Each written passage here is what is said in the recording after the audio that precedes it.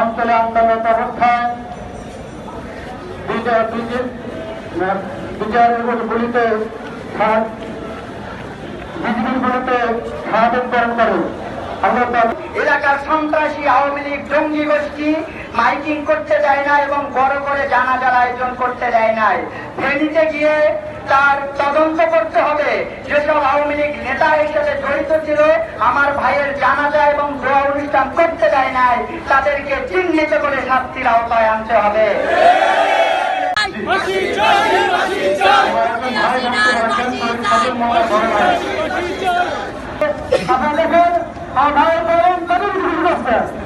স্বাধীন দেশে বিশ্বের সামনে